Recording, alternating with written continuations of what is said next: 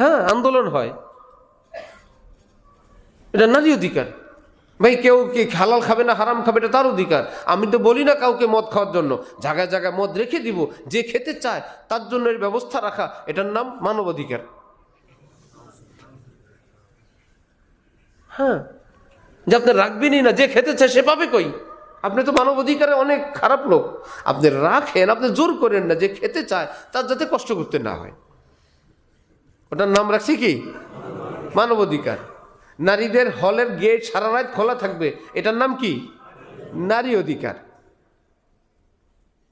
আর সবসময় ছেলেরা কেবল বিল্ডিং এর কাজ করে, বাইরে দেয়া রং দেয়, বাসে ঝুলে 10 তলা 20 তলায় রং দেয়, সদরঘাটের বস্তা টানে, সমিলের গাছ টানে, এটা ছেলেরা কেন করবে? এই কাজের মধ্যে মেয়েদেরকেও শরিক করা দরকার, সমান অধিকার। ওইটার নাম কি সমান অধিকার। ইসলাম বলে না, আমার মা বোনরা এত ভারী কাজ করতে পারবে না, পুরুষরা তুমি গাছ টানো, আমার মা আমার বোন গাছ টানবে না। তুমি গিয়ে বিল্ডিংয়ে রং দাও, আমার মা আমার বোন রং দিবে না। তুমি গিয়ে সমিলে কাজ করো, বস্তা টানো, আমার মা বোনরা কাজ করবে না। এটার নাম ইসলামের ন্যায্য অধিকার।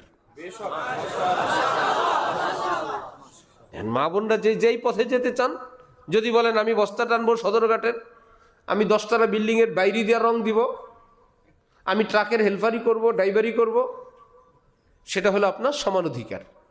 আর আপনি যদি বলেন না তোরা কাজ করবি, আমি ঘরে বসে রাজত্ব করব, এটা ইসলামের অধিকার। তাহলে আলিম ওলামারা কি শিখান, আল্লাহ ওয়ালারা কি শিখান? জিনা ব্যভিচার শিখান না নারীর সম্মান শিখান? অশ্লীলতা শিখান না শালীনতা শিখান?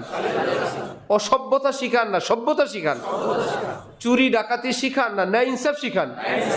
দুর্নীতি শিখান না দুর্নীতি মুক্ত থাকা শিখায়? এরা ভালো না। কখনো চোরের কাছে গৃহস্থ ভালো না, চোরের কাছে গৃহস্থ। চোরেরা নিজেরা কি আলাপ করে জানেন? হেরা যদি আমাদেরকে কিছু টাকা দিয়ে দিত, আমাকে চুরি করা লাগে? আমরা পেটের দায়ী করি, হেরা চাইলে তো কোটি কোটি টাকা আছে, ইচ্ছা করলে আমাকে 50,000 করে দিয়ে দিতে পারে। বহুত খারাপ লোক। যেখানে পাইবা খাইবা, জান বাঁচানো ফরজ। শুনছেন? চোরে খায় আর দোয়া পড়ে, জান বাঁচানো